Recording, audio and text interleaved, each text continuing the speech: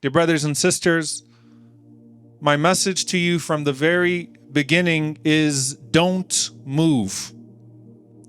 Don't move. And when I say don't move, there's a very specific implication of don't move. Don't move from the side of truth. Don't move from the side of justice.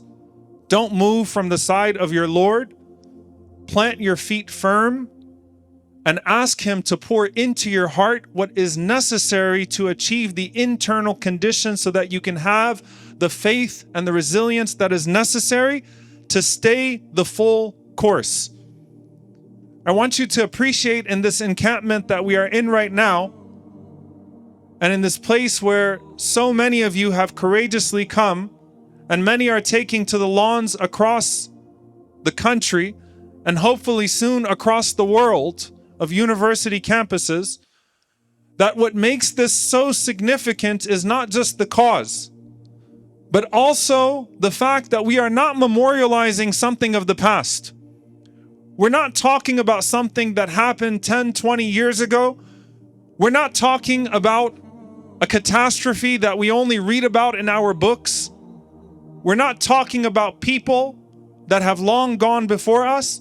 We're not even talking about 2 weeks ago. In the very moment that you are camped out on this lawn, there are camps throughout Gaza, specifically Rafah right now, where millions of people facing the worst forms of brutality that we have ever seen play out on our screens are planting their feet firm in the ground despite all of the psychological and physical and mental torture and saying, we will not move.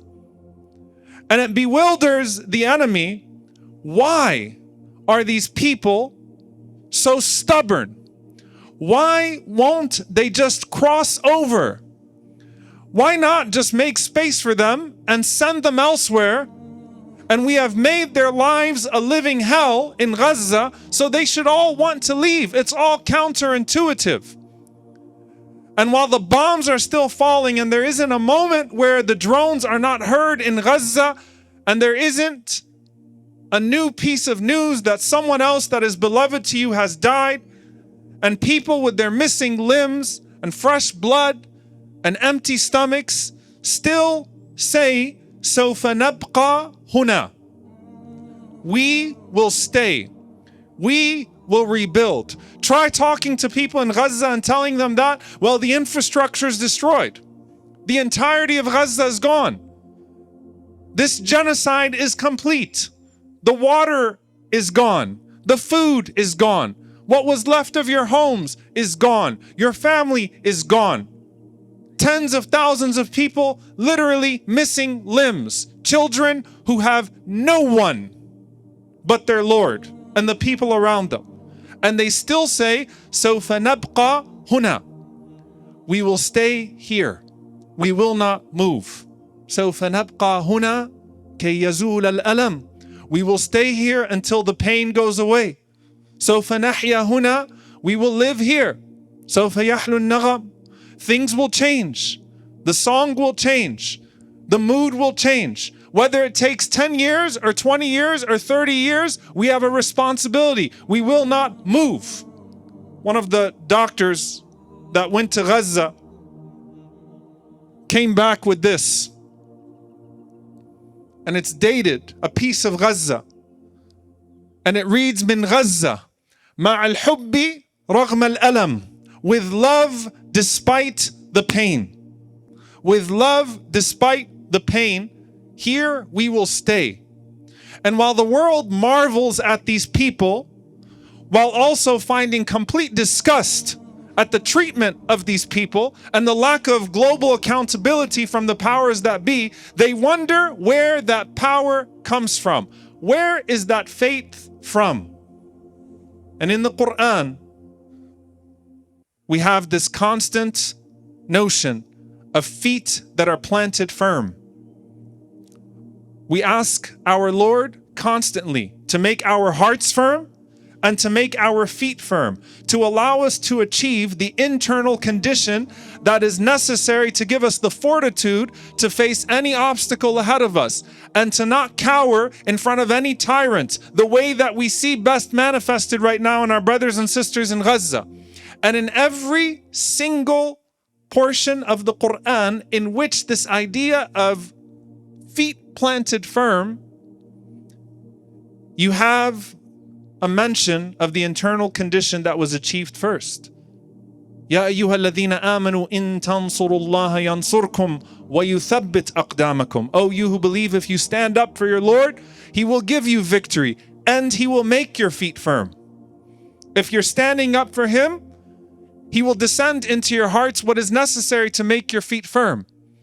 When Allah speaks to us about a story that is known to so many of us, Muslims and people of other faiths, some of you whom are here, the story of David and Goliath.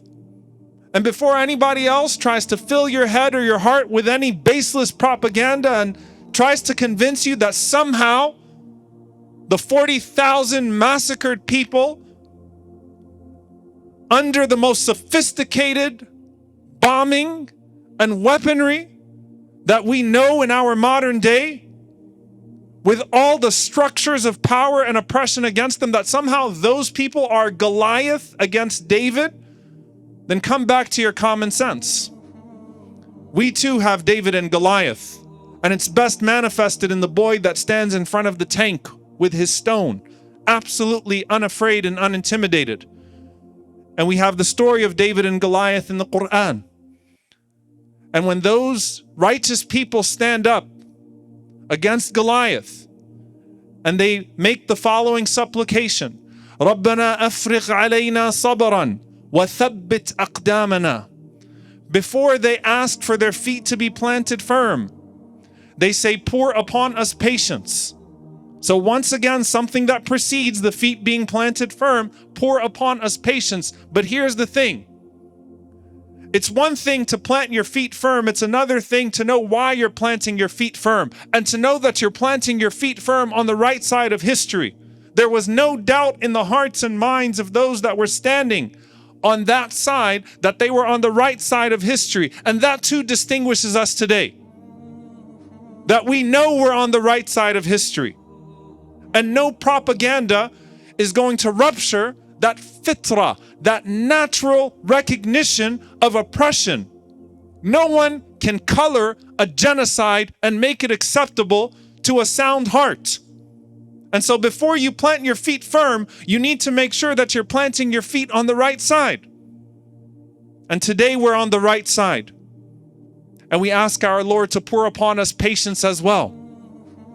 And when He tells us about the story of Badr, when our Prophet Muhammad, peace and blessings be upon him, was facing a mighty army of oppressors, and Allah mentions وَلِيَرْبِتَ عَلَىٰ قُلُوبِكُمْ وَيُثَبِّتَ بِهِ الْأَقْدَامِ, that He would fortify your hearts and plant your feet firm.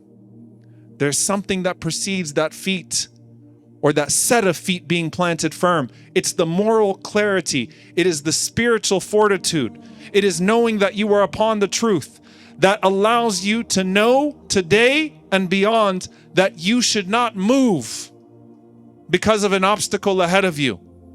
And the greater that obstacle ahead of you, the more that you remember that there is a Lord that is greater than that obstacle.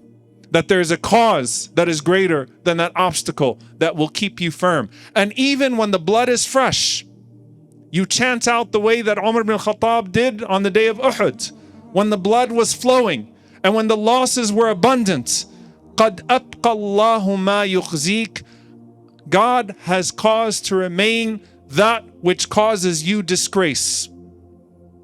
And to the oppressors today, we say that what has caused you disgrace still remains, and it is not going away. The wonder of the Palestinian people and the Palestinian cause, and specifically the people of Gaza, is that they just won't go away. And that frightens the structures of power there, and it frightens the structures of power here, that despite all of the money that goes into the weaponry, despite all of the money that goes into the propaganda, despite all of the structures of power, it only continues to reveal their hypocrisy and your courage and your refusal to back down.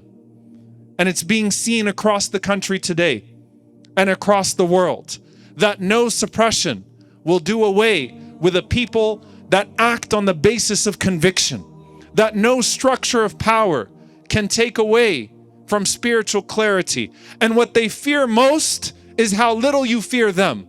And what intimidates them most is how unintimidated you are. And what will break them is how unbreakable you have been. And this is the way it will remain, because so long as the people of Gaza plant their feet firm, we have an example of a people that can plant their feet firm. Don't move. Don't move. That's my lesson. That's all I want you to remember.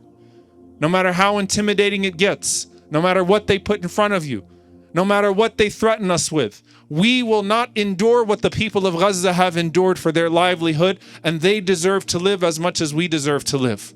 Don't move. Stay the course. You know who sustains you. You know who gives you victory.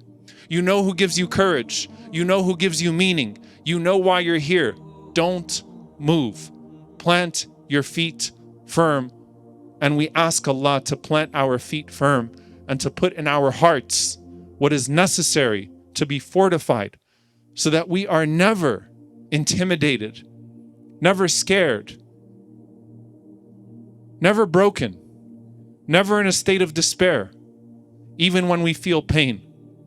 That our pain and our joy are always in righteousness, and that what we plant our feet in is always the truth. And we ask Him to protect us from falsehood and the structures of falsehood, and we ask Him to grant us what is necessary to be on the side of our brothers and sisters in Palestine and beyond. أقول قولي هذا وأستغفر الله لي ولكم ولسائر المسلمين فاستغفروا إنه الغفور الرحيم.